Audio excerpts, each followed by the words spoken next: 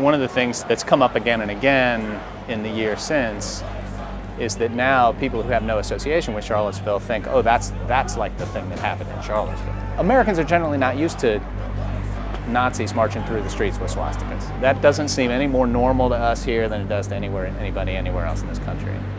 I think white supremacists will always target Charlottesville because Charlottesville let them target Charlottesville. The white supremacy is not coming from outside, right? It's right here.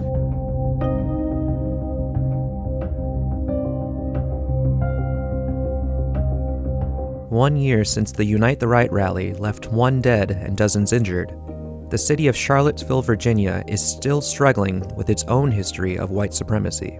While messages of unity may have provided temporary relief from the racism and violence that took place on August 11th and 12th, activists argue that racism and violence were always a part of Charlottesville, and the fight against them is ongoing.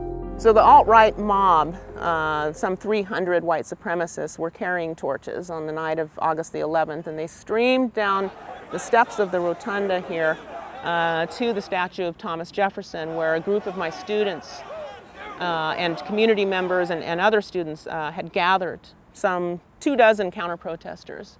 And they were standing here, much like I am now, holding a banner of white cloth that said, "Virginia students against white supremacy." You know, then the alt-right came with their torches and started burning them and assaulting them. I'm still angry about it. It's just... Jelaine Schmidt is an activist and professor at the University of Virginia. She says UVA graduate and white supremacist Jason Kessler, who planned the Unite the Right rally, targeted the college because of its connection to the Founding Fathers. The celebrated founder, local renowned slaveholder named Thomas Jefferson, you know, is so much linked to the identity of this place.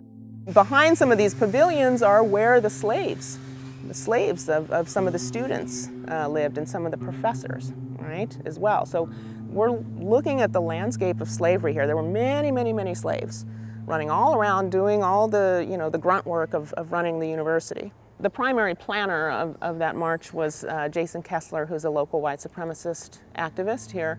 And he, you know, is Charlottesville born and raised. His family is from here. So this notion that these people came from outside and descended upon Charlottesville is not quite completely true. This started here. It was a homegrown white supremacist and terrorist. And they came here because they wanted to, you know, kind of harken back to the legacy of a founder. They shout their slogans, you know, "You will not replace us," and they kind of, you know, think of themselves as being linked to these white founders, and the rest of us are kind of interlopers, you know. What if this were a group of 300 black men coming on campus, yelling racial epithets and carrying torches? They would have been shot on sight, and they certainly would have been arrested and banned for life. But that hasn't happened in this case. I walked out right here where we are right now, and you can't see because the leaves on the trees. If it were wintertime, you could see the steps of the rotunda right here, and I could see the torches, just the flames, because it was dark, it was late. I could see the flames coming down the steps, and you could hear the chanting. Will Payton is the reverend at St. Paul's Memorial Church, directly across the street from the university. The initial response for a lot of people in Charlottesville is to say, that's not what we're about, this isn't our town, this is outsiders. And there's a lot of truth to that.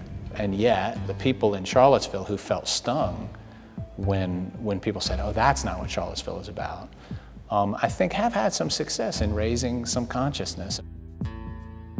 What happened on the 12th is just a mere reflection of what's been happening for a very long time here in Charlottesville. 17-year-old Zy Bryant helped kick off the movement to take down Charlottesville's Confederate monuments in March 2016.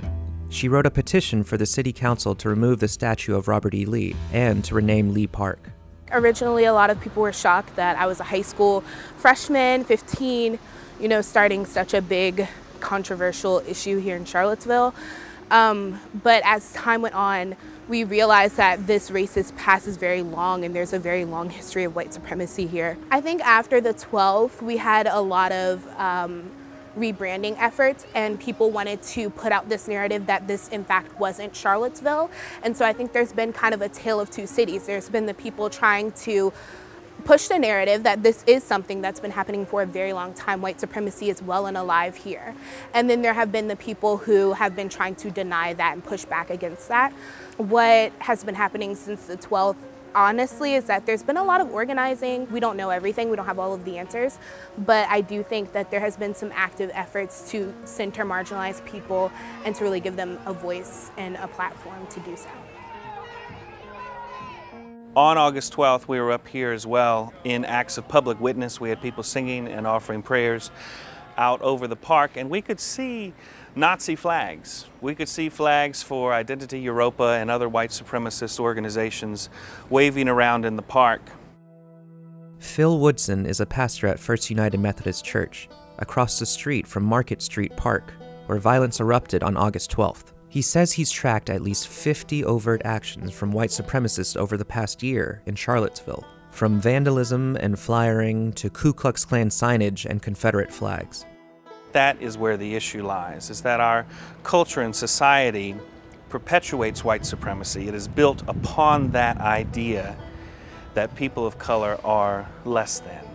August 12th was a big step for me in that way, in that I've really had my eyes opened to things like white privilege. I am a straight white male and have benefited from being such my entire life. I have not once ever had to deal with any discrimination based off of my skin color, based off of my gender. And so what do I do?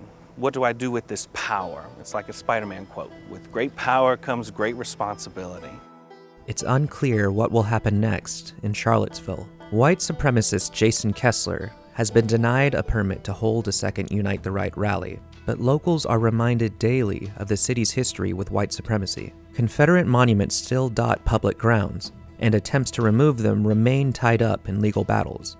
When I hear people say that we are taking away from their history, I kind of want them to reflect on how that feels, right? Because many Black people don't have their family lineage traced or recorded. I mean, the violence that happened during slavery, we're still not even comfortable with talking about. White supremacists not welcome here, no hate. I think historically, when we've ignored racists, that hasn't stopped them. And sometimes it's even led to multiplication of their activity. So I think, you know, as we move on and as we progress, we have to show up. Now is not the time to be silent or complicit, and your silence is violence. White silence is violence, so if you don't show up and you don't say anything, essentially you're on the side of the white supremacists and the side of hate.